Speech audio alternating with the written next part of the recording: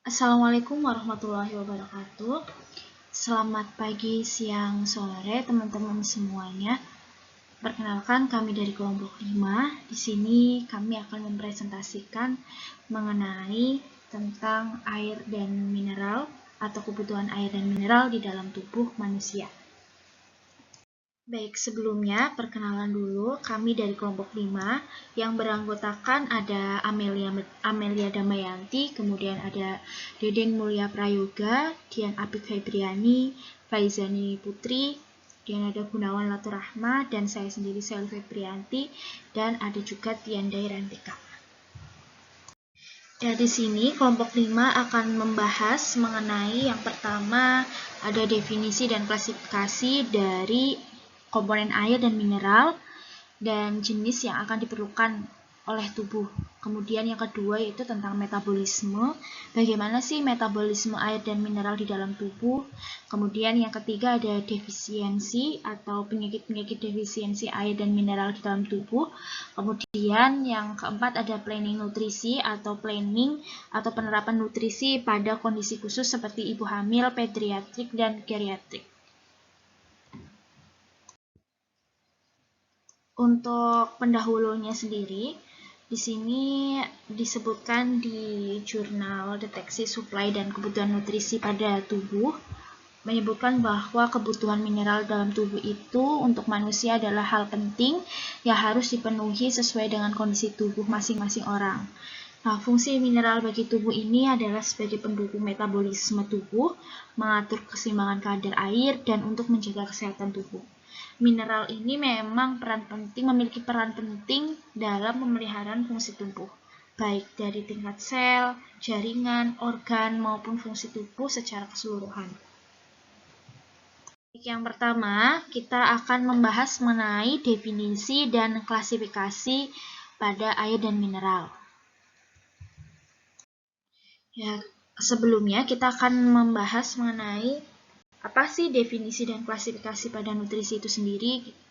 Untuk nutrisi merupakan suatu zat penting yang berasal dari makanan yang telah dicerna dan diolah oleh tubuh kita menjadi zat-zat yang berguna untuk membentuk dan memelihara jaringan tubuh, memperoleh tenaga, mengatur sistem fisiologi organ di dalam tubuh, dan melindungi tubuh terhadap serangan penyakit.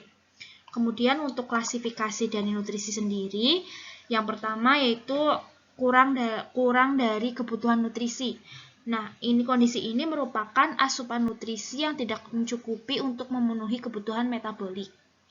Kemudian untuk tanda-tanda klinis dari kurangnya atau kekurangan kebutuhan nutrisi ini, yang pertama yaitu ditandai dengan berat badan 10-20% di bawah normal, kemudian tinggi badan di bawah ideal, yang ketiga lingkar kulit tricep lengan tengah kurang dari 60% ukuran standar, kemudian adanya kelemahan dan nyeri tekanan pada otot, adanya penurunan albumin serum, dan yang terakhir adanya penurunan transferin. Yang kedua ada lebih dari kebutuhan nutrisi. Nah, kondisi ini merupakan asupan nutrisi yang ada dalam tubuh kita itu melebihi kebutuhan metabolik. Jadi untuk kegiatan metabolisme di dalam tubuh kita itu mengalami kelebihan. Nah, kelebihan nutrisi ini merupakan suatu keadaan yang dialami seseorang yang mempunyai resiko peningkatan berat badan akibat asupan kebutuhan metabolik secara berlebih. Nah, kondisi ini akan menyebabkan beberapa kondisi lain, yaitu seperti obesitas. Obesitas ini merupakan masalah peningkatan berat badan yang mencapai lebih dari 20% berat badan normal. Kemudian untuk malnutrisi. Malnutrisi ini sering disebut juga dengan kurangnya nutrisi yang ada di dalam tubuh kita, atau merupakan masalah yang berhubungan dengan kekurangan zat gizi pada tingkat seluler atau dapat dikatakan sebagai masalah asupan gizi yang tidak sesuai dengan kebutuhan tubuh. Untuk tanda dan gejala dari malnutrisi sendiri itu ada berat badan rendah dengan asupan makanan yang kurang cukup atau asupan kurang dari kebutuhan tubuh. Adanya kelemahan otot dan penurunan energi, pucat pada kulit, membran mukosa, konjungtiva, dan lain-lain. Jadi ketika mengalami malnutrisi itu otomatis akan berat badannya pun di bawah ambang normal. Seperti itu. Baik, kita memasuki tentang definisi dan klasifikasi air. Nah, untuk pengertian air sendiri, sepertiga atau seperempat tubuh dari kita itu terdiri dari air, dan bahkan tidak seorang pun dapat bertahan hidup lebih dari 4-5 hari tanpa minum air. Menurut Oviantri tahun 2011, air merupakan bagian dari kehidupan kita. Di antaranya dimanfaatkan untuk berbagai keperluan rumah tangga, menjaga kesehatan, dan untuk kelangsungan hidup. Air juga digunakan untuk res metabolisme dan juga menjaga keseimbangan tubuh serta mengatur suhu. Nah, untuk klasifikasinya, kelas air berdasarkan PP nomor 82 tahun 2001, yang pertama itu ada kelas air 1, atau air yang digunakan untuk air baku, air minum, atau peruntukan lainnya yang dipersyaratkan mutu air sama dengan kegunaan tersebut. Jadi pada air kelas 1 ini adalah air yang harus terstandarisasi digunakan untuk air minum. Nah, kemudian untuk kelas 2 ini, air pada kelas 2 yaitu digunakan untuk prasarana dan sarana pada rekreasi air, pembudidayaan ikan air tawar, peternakan air, untuk mengairi pertanaman dan peruntukan lainnya. Jadi untuk kelas 2 ini biasanya untuk rekreasi air, pembudidayaan air tawar, ikan air tawar, dan lain sebagainya. Kemudian untuk kelas 3 yaitu air yang dapat digunakan untuk pembudidayaan ikan air tawar, peternakan, kemudian untuk mengairi pertanian atau pertanaman, dan untuk peruntukan lainnya. Dan yang terakhir untuk kelas 4, air yang dapat digunakan untuk mengairi pertanaman atau peruntukan lainnya. Jadi khusus untuk pertanaman, untuk kelas 3 itu bisa untuk air tawar, peternakan, dan mengairi pertanaman. Tapi untuk kelas 2 ini lebih untuk prasarana rekreasi air, pembudidayaan yang pastinya sudah terstandarisasi untuk ikan air tawar. Untuk kelas 1 dia khusus untuk baku air minum. Selanjutnya untuk mineral, pengertian mineral itu sendiri merupakan zat gizi yang dibutuhkan manusia guna untuk mendukung proses tumbuh serta berkembang oleh tubuh dalam jumlah yang sangat sedikit atau kecil. Mineral mempunyai komposisi unsur murni dan juga garam sederhana yang sangat kompleks dengan berbagai jenis bentuk hingga ribuan bentuk. Mineral merupakan sebuah substansi organik yang diperlukan tubuh dalam jumlah kecil guna sebagai fungsi tubuh. Nah, untuk klasifikasinya yang pertama ada majors mineral. Nah, pada majors mineral ini atau mineral utama adalah mineral yang dibutuhkan dalam tubuh yang cukup banyak, yaitu sekitar lebih 100 mg, termasuk diantaranya yaitu seperti ada magnesium, kalsium, kalium, fosfor, sulfur, natrium, dan klorida. Nah, berikut ada rumus kimia. Yang pertama ada magnesium, rumus kimianya, kemudian ada kalsium, dan terus kalium, kemudian ada fosfor. Nah, ini merupakan majors mineral yang dibutuhkan cukup banyak, sekitar 100 mg di dalam tubuh. Ya, selain tadi ada majors mineral, ada juga trace mineral. Nah, trace mineral ini dibutuhkan itu sekitar kurang dari 100 mg per hari. Dari jenis trace mineral ini terdapat ada 9 jenis lagi mineral yang termasuk dalam kategori ini. Antara lain yaitu ada zat besi, fluorid, mangan, seng, yodium, selenium, tembaga, molybdenum, dan kromonium. Nah, berikut ada rumus kimia dari zat besi, kemudian ada juga mangan, terus kemudian ada seng, seperti itu. Nah, selanjutnya yaitu ada klasifikasi mineral yang ketiga, yaitu ada ultra trace mineral. Ultra trace mineral ialah mineral yang ditemukan pada tubuh manusia, namun jumlah kebutuhan mineral jenis ini tidak diketahui. Jadi tadi untuk measures mineral sudah sangat diketahui ya, kebutuhannya itu 100 mg per hari. Namun kemudian ada trace mineral yang kurang dari 100 mg per hari. Nah, untuk ultra trace mineral ini tidak diketahui jumlahnya di dalam tubuh. Nah, salah satu yang termasuk dari ultra trace mineral yaitu ada arsenik, nikel, silikon, boron, serta vanadium. Selanjutnya, kita akan membahas mengenai metabolisme. Bagaimana sih metabolisme air dan mineral di dalam tubuh manusia? Kita akan memasuki ke metabolisme mineral. Salah satunya yaitu ada metabolisme kalsium atau Ca. Pada metabolisme kalsium atau Ca itu terjadi di dalam usus halus. Nah, di dalam usus halus ini, proses metabolismenya ditingkatkan oleh enzim 1,2 dihidroksikalsiferol dan terjadi metabolit aktif dari vitamin D. Nah, kemudian disertai juga dengan berbagai kerja hormon seperti paratiroid dan sinergis. Nah, adanya metabolit aktif di dalam sirkulasi umum dan bukan di dalam lumen usus dapat meningkatkan sintesa protein peningkatan.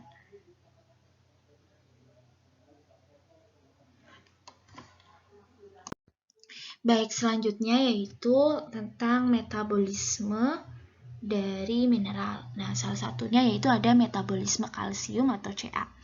Pada proses metabolisme kalsium atau Ca, itu terjadi di dalam usus halus. Nah, pada usus halus ini akan ditingkatkan oleh enzim 1,25 dihidroksi kalsiferol yang nantinya akan menghasilkan produk akhir yaitu transport kalsium di dalam feses dan juga transport kalsium di dalam usus halus tersebut. Metabolisme mineral kalsium itu merupakan sebuah transport kalsium di dalam usus halus yang dimediasi oleh proses transport yang tersusun kompleks dan diregulasi oleh calcitropic hormones. Tadi sudah disebutkan di awal, yaitu dimediasi atau diregulatori oleh sebuah enzim, yaitu enzim 1,25 dihidroksikalsiferol dan dibantu oleh beberapa hormon lainnya seperti hormon paratiroid atau PTH. Pada hormon-hormon lain seperti glukokortikoid, prolaktin, dan estrogen berperan juga sebagai regulator absorpsi kalsium dalam usus. Absorpsi kalsium di dalam usus halus dapat menjadi dua mekanisme, yaitu aktif dan pasif. Transfer kalsium aktif terjadi terutama di duodenum dan proksimal jejunum. Sementara transfer pasif terjadi di seluruh bagian dari usus halus. Nah, pada usus besar juga mampu mengabsorpsi kalsium, namun hal tersebut masih kontroversial. Nah, duodenum adalah tempat absorpsi kalsium yang paling efisien, atau duodenum itu kan termasuk dari transfer aktif. Nah, ternyata dari proses transport kalsium itu yang paling efisien terjadi di duodenum. Nah, karena dapat mengambil kalsium bahkan pada keadaan diet. Pada keadaan diet yang posisinya itu kadar kalsium itu sangat rendah. Melalui mekanisme aktif juga memiliki keseluruhan komponen bagi transport kalsium melalui jalur transseluler dan paraseluler. Ya, selanjutnya kita akan membahas tentang metabolisme mineral, yaitu metabolisme fosfor. Pada metabolisme fosfor itu diatur atau dimodulatori oleh hormon paratinoid atau PTH. Ketika plasma fosfat itu tinggi, maka produktivitas PTH pun akan tinggi gitu. Jadi berakibat pada produktivitas fosfat excretion pada ginjal. Nah, high plasma atau kondisi plasma fosfat yang tinggi pun nantinya akan berakibat ke proses degresi dan reduksi di dalam intestinal dan skeleton. Nah, intestinal nantinya yang akan memblok atau menghambat produktivitas atau absorpsi dari fosfat, kemudian skeleton nantinya yang akan mereduksi fosfat sehingga menghasilkan plasma fosfat yang tadinya tinggi menjadi rendah. Selanjutnya, untuk keterangannya, pada fosfor dapat diabsorpsi secara efisien sebagai fosfor bebas di dalam usus setelah dihidrolisis dan dilepas dari makanan oleh enzim alkalin fosfat dalam mukosa usus halus dan diabsorpsi secara aktif yang dibantu oleh vitamin D dan difusi pasif. Pada kadar fosfor dalam darah diatur oleh hormon paratinoid atau PTH yang dikeluarkan oleh kelenjar paratinoid dan hormon kalsitonin serta vitamin D. Untuk mengatur jumlah fosfor yang diserap, jumlah yang ditahan oleh ginjal, jumlah yang dibebaskan dan disimpan di dalam tulang. PTH menurunkan reabsorpsi fosfor oleh ginjal, yaitu kalsitonin meningkat ekresi fosfat oleh ginjal. Selanjutnya yaitu metabolisme sulfur atau mineral sulfur. Pada metabolisme mineral sulfur,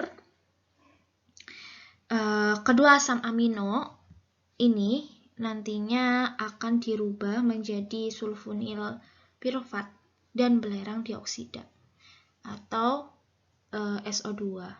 Kemudian yang akan dirubah kembali menjadi sulfit yang sangat reaktif. Dari sulfit yang sangat reaktif ini nantinya akan mencegah sulfit bereaksi dengan tiamin.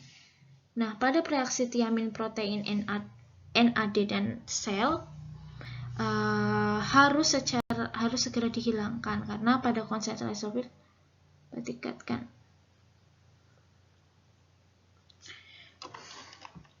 Baik, selanjutnya yaitu tentang metabolisme sulfur. Pada metabolisme sulfur, nantinya pada kedua asam amino akan tergradasi menjadi sulfonyl pirofat. Nah, sulfonyl pirofat ini akan menjadi sulfit yang sangat reaktif, yang nantinya akan bereaksi dengan tiamin, protein, NAD, dan sel penting lainnya. Nah, pada jalur alternatif sistem degradasi mengarah ke taurin yang kemudian terkonjugasi dengan empedu asam. Nah, degradasi sulfurous glycosaminoglycans atau GAGS juga menghasilkan sulfat langsung dengan sulfatase khusus memisahkan sulfat dari cincin. Yang sebelumnya senyawa steroid dapat diekskresikan, mereka harus diesterifikasi terlebih dahulu dengan asam sulfat. Maka oleh karena itu 10% dari dalam urin terjadi dalam bentuk ether sulfat. Jadi produk akhir dalam urin nantinya 10%-nya itu akan berbentuk ether sulfat. Karena setelah tadi asam sulfat organik ini yang dirubah menjadi sulfonyl pirofat, kemudian bereaksi dengan protein tiamin, terus NAD dan sel penting lainnya sehingga menjadi sulfit yang sangat reaktif dan produk akhirnya yaitu berbentuk ester sulfat yang diekskresikan di dalam urin, yaitu kandungannya adalah sekitar 10%. Selanjutnya yaitu tentang defisiensi atau penyakit defisiensi vitamin dan mineral yang sering terjadi di dalam tubuh manusia. Kemudian ada defisiensi air pada gangguan keseimbangan air, yaitu ada overdehidrasi. Air seperti substrat lainnya berubah menjadi toksin apabila dikonsumsi secara berlebihan di dalam jangka waktu tertentu. Intoksikasi atau terjadinya toksisitas air sering terjadi bila cairan dikonsumsi di dalam tubuh dalam kadar tinggi tanpa mengambil sumber elektrolit yang menyeimbangkan kemasukan air tersebut. Gejalanya yaitu seperti sesak nafas, edema, peningkatan tekanan vena jugular, edema paru, dan sampai terjadilah gagal jantung. Nah, pada dehidrasi itu merupakan suatu kondisi defisit air dalam tubuh akibat masukan yang kurang atau keluaran yang berlebihan. Jadi pada dehidrasi ini asupannya kurang, namun proses pengeluarannya itu proses pengeluarannya secara berlebihan sehingga kadar air dalam tubuh kita itu sangat rendah. Untuk derajat dehidrasi di sini ada beberapa derajat. Yang pertama ada derajat ringan, yaitu dengan persen kehilangan air sebesar 2-4% dari berat badan. Gejalanya seperti rasa haus, mukosa kulit kering, dan mata corong. Kemudian yang kedua ada derajat sedang. Pada derajat sedang yaitu sekitar 4-8% dari berat badan. Nah, untuk gejalanya seperti delirium, oligori, suhu tubuh meningkat. Nah, untuk derajat dehidrasi yang berat itu sekitar 8-14% dari berat badan. Gejalanya itu sampai menimbulkan koma, hipernatremi, viskositas plasma meningkat. Selanjutnya yaitu defisiensi mineral. Pada gangguan keseimbangan mineral, yang pertama yaitu gangguan keseimbangan kalsium. Pada gangguan keseimbangan kalsium ada yang disebutkan istilah hipokalsemia. Hipokalsemia adalah penyakit kekurangan kalsium. Salah satu gejala hipokalsemia adalah tulang menjadi gampang patah atau osteoporosis. Nah, osteoporosis ini merupakan suatu penyakit metabolik tulang yang ditandai oleh penurunan massa tulang. Oleh karena itu, kekurangan kalsium tulang disertai dengan kerusakan mikroarsitektur yang terjadi pada jaringan tulang. Dengan akibatnya penurunan kekuatan tulang sehingga terjadi kecenderungan tulang mudah patah. Berikut ada gambar vertebrata normal dan osteoporosis. Jadi ini merupakan gambar susunan tulang yang normal dan yang osteoporosis atau retak. Selanjutnya yaitu gangguan keseimbangan natrium pada gangguan hiponatremia dan hipernatremia. Jadi pada seseorang yang dikarenakan hiponatremia, bila konsentrasi natrium plasma dalam tubuh turun lebih dari beberapa mili ekuivalen di bawah nilai normal. Nilai normal dari kadar natrium itu adalah 135 sampai 145 mili ekuivalen per liter. Dan hipernatremia bila konsentrasi natrium dalam plasma meningkat di atas normal, yaitu lebih dari 135 sampai 145 mili ekuivalen per liter. Penyebab hiponatremia yaitu kehilangan natrium klorida primer biasanya terjadi pada dehidrasi hipoosmotik, seperti pada keadaan berkeringat selama aktivitas berat yang berkepanjangan berhubungan dengan penurunan volume cairan ekstrasel seperti diare, muntah-muntah, dan penggunaan diuretik secara berlebihan. Selanjutnya ada penyebab hipernatremia. Nah, untuk penyakit hipernatremia itu disebabkan karena peningkatan konsentrasi natrium plasma karena kehilangan air dan larutan ekstrasel atau dehidrasi hiperosmotik pada diabetes insipidus, atau karena kelebihan natrium dalam cairan ekstrasel seperti pada overdehidrasi osmotik atau retensi air oleh ginjal yang dapat menyebabkan peningkatan osmolaritas dan konsentrasi natrium klorida di dalam cairan ekstrasel. Selanjutnya kita akan membahas mengenai planning nutrisi atau penerapan nutrisi pada kondisi khusus seperti pada pediatrik, geriatrik, dan ibu hamil.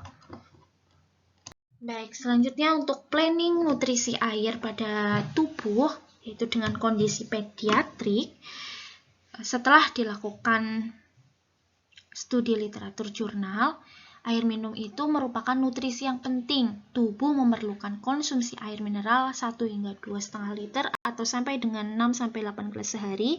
Minum air yang cukup akan mencukupi bagi tubuh yang dapat membantu proses pendampingan pangan, dan pendampingan fisik. Sekitar 95% otak manusia tersusun dari air, 82% air, pada darah sebanyak 75%. Air terdapat pada jantung, 86% terdapat pada paru-paru, dan kurang lebih 83% air terdapat pada ginjal. Nah, inilah yang menjadi faktor utama menyebabkan air lebih penting dari nutrisi apapun dalam tubuh makhluk hidup. Ya, tentunya tadi sudah diceritakan juga, sudah dibahas juga di awal bahwasanya di dalam tubuh manusia itu hampir seperempatnya itu adalah air, sehingga air sangat penting untuk proses pendampingan secara fisik maupun pendampingan secara metabolik di dalam tubuh. Kemudian untuk pediatrik sendiri, menurut angka kecukupan gizi atau AKG, itu anak-anak usia 7-9 tahun sekitar 1800 mili, dan untuk anak-anak 10-12 tahun itu sekitar 1800 mili. Nah, sedangkan rekomendasi AI atau US Institute of Medicine IOM untuk air adalah 1700 mili per hari untuk anak-anak dalam kelompok usia 4-8 tahun dan 2100 mili per hari untuk anak-anak perempuan, 2400 mili per hari untuk anak-anak kelompok usia 9-13 tahun.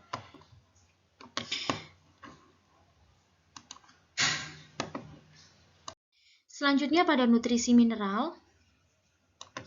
Nutrisi mineral ini untuk kondisi geriatrik dengan kondisi khusus yaitu penyakit stroke. Setelah dilakukan riset jurnal tersebut itu menyebutkan bahwasanya selain kebutuhan makronutrien seperti vitamin A, B, C pada pasien ini juga diberikan suplementasi mikronutrien seperti zinc, vitamin B terutama dan asam folat, kurkuma dan asam folat. Nah, zinc ini merupakan kofaktor bagi tubuh lebih dari 300 reaksi enzimatik di dalam tubuh. Dan terapi nutrisi pada pasien stroke ini harus diberikan dalam 36 jam, yaitu 36 jam pertama sejak masuk rumah sakit tergantung keadaan pasien. Terapi nutrisi diberikan untuk mencegah terjadinya malnutrisi atau tadi juga sudah disebutkan di awal bahwasanya malnutrisi merupakan terjadinya kekurangan nutrisi di dalam tubuh sehingga proses metabolismenya pun nantinya akan menjadi terganggu ketika terjadi malnutrisi. Nah, metode asupan makanan diutamakan melalui jalur internal untuk memenuhi kebutuhan energi yang besar pada pasien stroke pendarahan ini.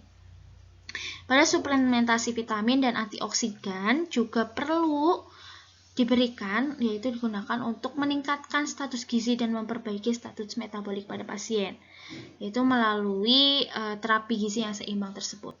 Monitoring dan evaluasi dari asupan tersebut, antropometri dan laboratorium dilakukan untuk menilai keberhasilan terapi gizi yang telah diberikan. Berikut presentasi dari kelompok kami tentang nutrisi air dan mineral di dalam tubuh. Apabila presentasi kami ada kekurangannya, materi-materi kami ada kekurangannya, kami mohon maaf. Terima kasih telah menyaksikan. Semoga bermanfaat. Wabillahi taufiq wal hidayah. Wassalamualaikum warahmatullahi wabarakatuh.